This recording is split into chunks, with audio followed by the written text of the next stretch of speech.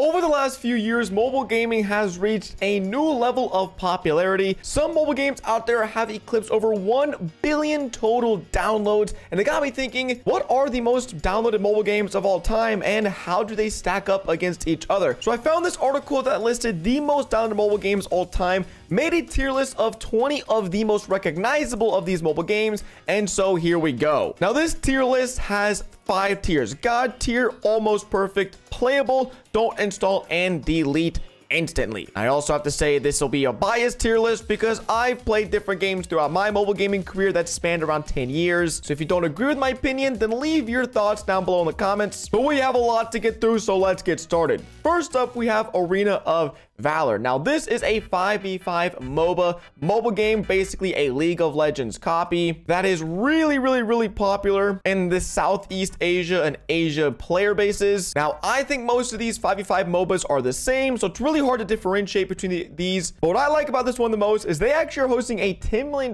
World Cup this year, which is one of the largest mobile prize pools for a tournament of all time. So even though I think most of these games are pretty similar and pretty playable, I will have to put this at the higher end of the playable category just because of the massive prize pool that this game has to offer. All right, next up, Subway Surfers. I've literally never played this game. I only know it from the memes and from the gameplays on TikTok where people put the Subway Surfer gameplay below the actual video you're watching to increase dopamine. I don't think it's worth installing. Okay, Ducky the editor here. I posted this tier list on Twitter and I got crucified for the Subway Surfer hate. People were saying this belongs in God tier. So listen, I've never played the game. I should have done more research. That's on me. So for all the Subway Surfer fans out there, retroactively, I moved this to high end of playable, almost perfect, because of just how insane the community seems to be around it. All right, next up, Fortnite Mobile.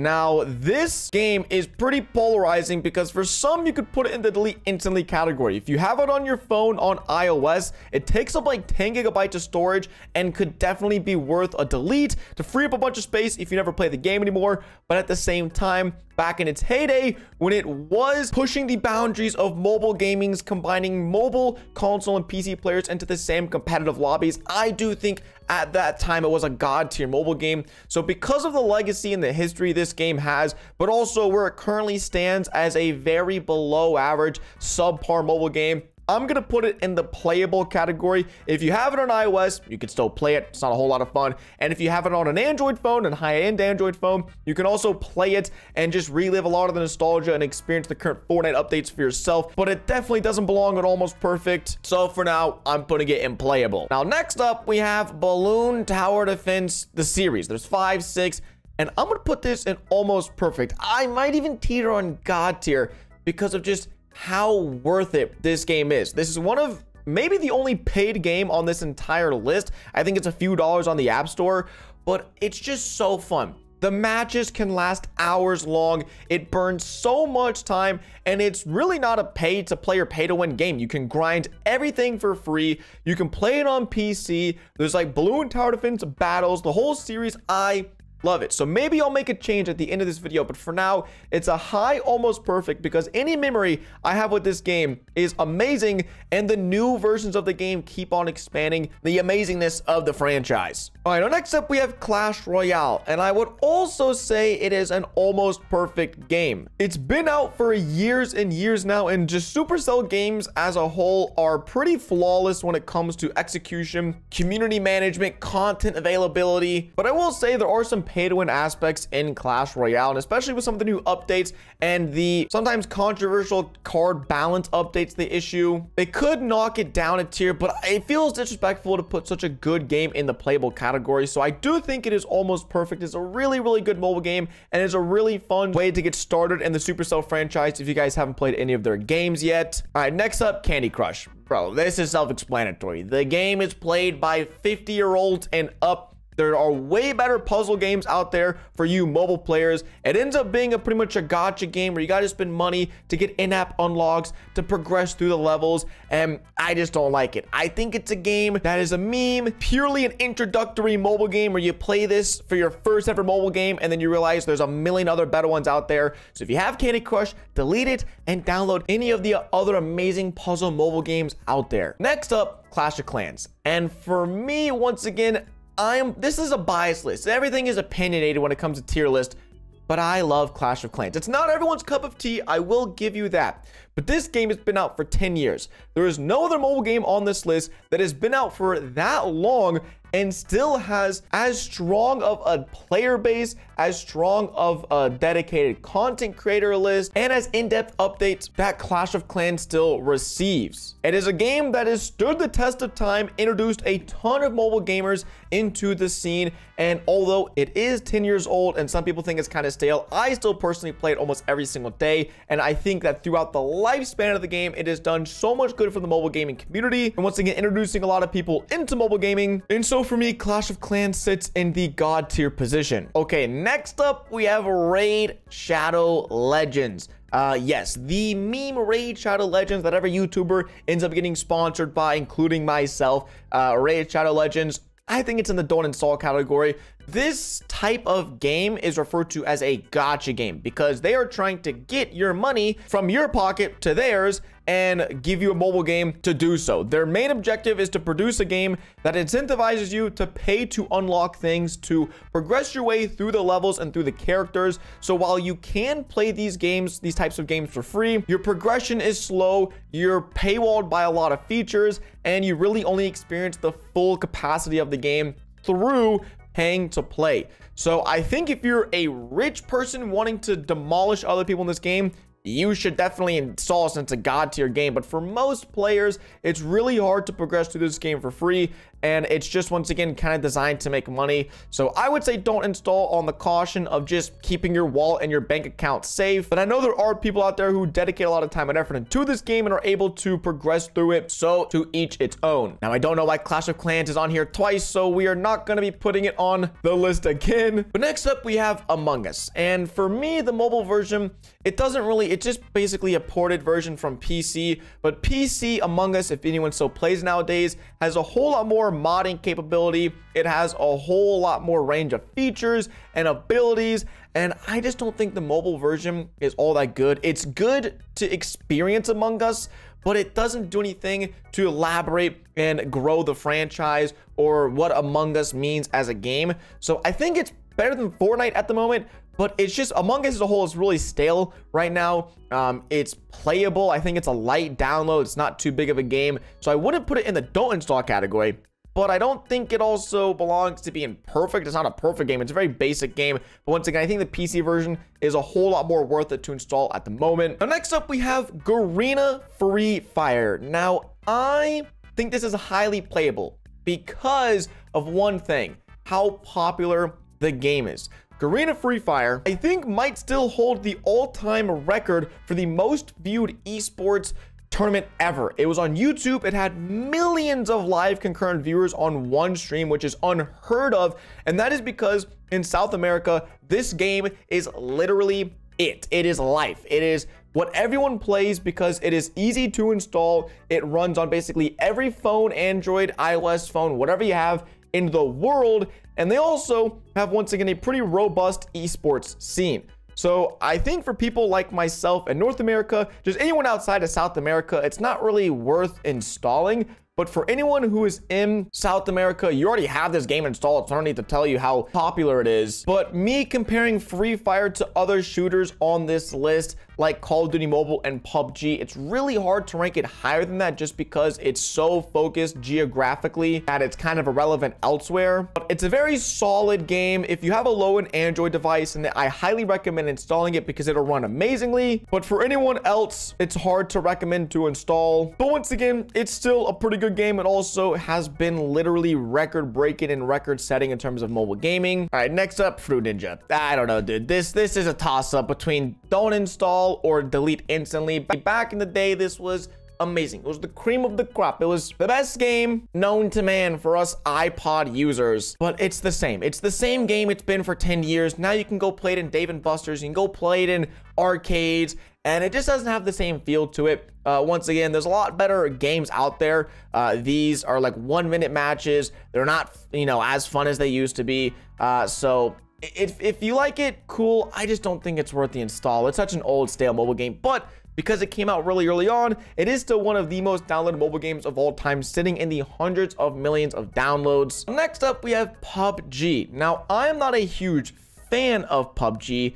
And so I know a lot of creators out there, and it's really hard to rank this because I'm not actively involved in the PUBG ecosystem, but I know in terms of esports for mobile, PUBG was trailblazing. It was another one of those trailblazers, and it is also incredibly popular in places like India and once again South America, where low-end Android devices is the common phone among gamers out there. So it is definitely very playable. I will say there's been some, you know, with the whole new state version coming out and that trying to make some waves, and also some like controversial updates and changes made to the PUBG game. It's kind of difficult to know where to place this. I don't think it's a perfect game. I think it's a good game. It's a good, solid, playable game. Once again, because it'll run on almost any phone out there, and they also do have a very robust content scene. There's content creators from virtually every region, every language. So if you like watching content, there's definitely going to be a lot of PUBG content out there for you to consume. So for me, I think it's playable. I think it's solid. And it was also one of the first big mobile games to blow up back in the day for the battle royale genre. Now, Marvel Snap is one that I haven't personally played,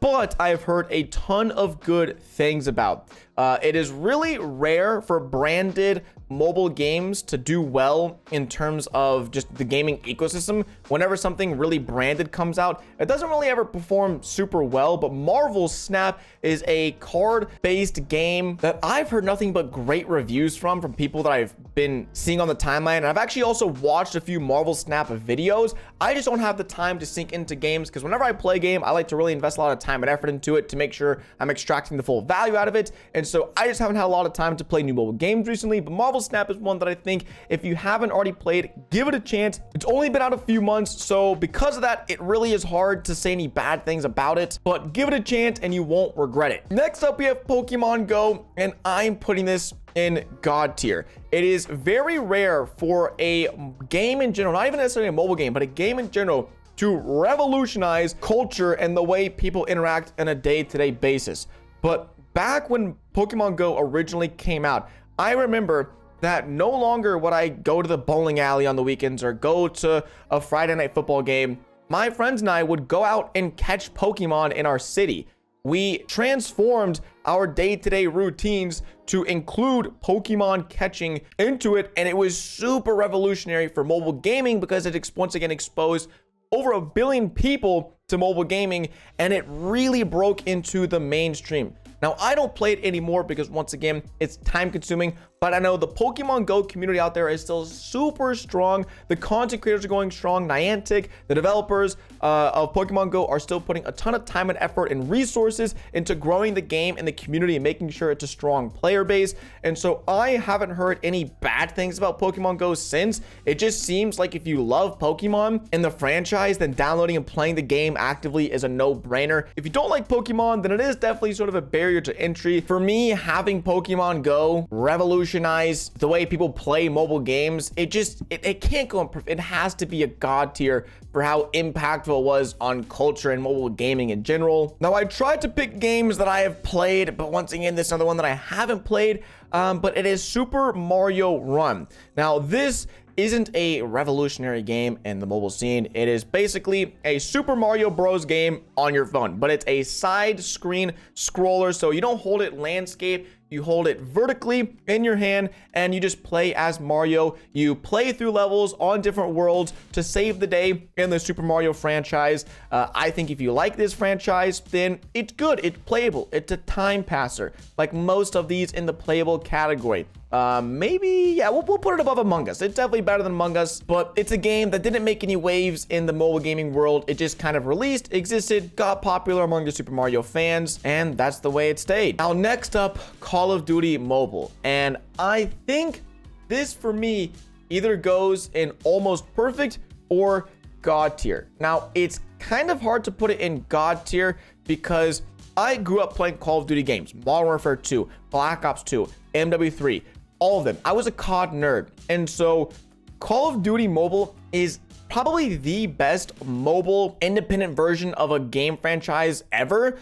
Apex Mobile was a pretty big L, but Call of Duty took all of the, main features of the Call of Duty franchise, the guns, the maps, the characters, took that and then made a whole mobile version of the game around it, which I think they did a fantastic job.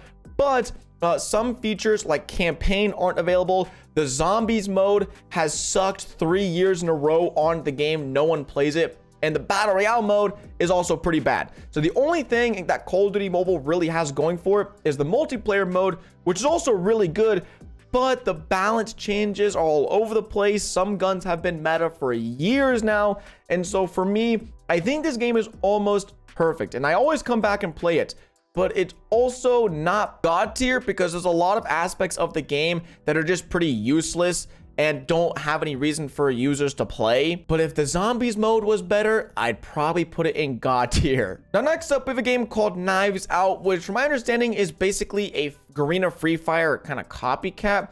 And so because Garena Free Fire is already in the playable category and is super easy to install, has a bigger community, bigger player base, bigger everything, I don't really see a reason to install Knives Out unless you have friends who play it. For me, mobile gaming, I always used to install games that my friends would play so we could play together. And that was a big reason of me installing a lot of different multiplayer games growing up. But I don't think, this game has 200 million plus downloads. It is incredibly popular in some areas. But once again, I think if you already have Free Fire installed, don't install Knives Out because it's basically the exact same game. Now, next up, we have a game that a few years ago I could have put in the don't install or in the delete instantly category, but I honestly think FIFA Mobile has made quite the comeback. It's not perfect. It's not almost perfect. I think the game is really good. I'll put it at the top of the playable because EA have redeemed themselves with FIFA Mobile. They have other sports franchises like NBA Mobile and Madden Mobile that suck. They're just terrible games objectively. However, FIFA Mobile, this game has made a pretty big comeback in the culture of mobile gaming and especially sports games. I know content-wise, it's also really good. It's just a solid sports soccer game. It's the best sports soccer game out there for anyone looking to play a game like that. So it's just solid through and through now. Used to be not so good. Now it's pretty good. And on we move to our last game with over 1 billion installs, and that is Mobile Legends Bang Bang. Now, this is another one of those where I haven't watched it before or played it, and I tried to do research, but their website is like from the 2010s, so I couldn't find any information. But it's basically another MOBA 5v5, very similar to Arena of Valor. But this one, the prize pool from all I could find was around $2 million last year. So it's 5 times smaller than Arena of Valor. It's pretty similar, but I think this game is massive in the Southeast Asia regions of the world. So once again, I don't know. I don't think it's in the don't install. Or if we're going off the Knives Out logic, this game is similar to Arena of Valor. However, it has a much smaller prize pool. And most people play these games for the competitive aspect. They want to get good at the games. They want to be competitive. They want to improve their skill and eventually, hopefully go on to maybe make some money on the game. And so if that's your goal, it looks like if you're looking to make money on a game that's very similar, then Mobile Legends Bang Bang it doesn't really compare a whole lot to Arena of Valor. Now, there's one game I did leave off, and that's because it wasn't on the list, but I know it has a ton of downloads, and that is Angry Birds. For me, I don't know, if you're someone who is very often not able to access cellular data or Wi-Fi, sure, you can install it to pass the time.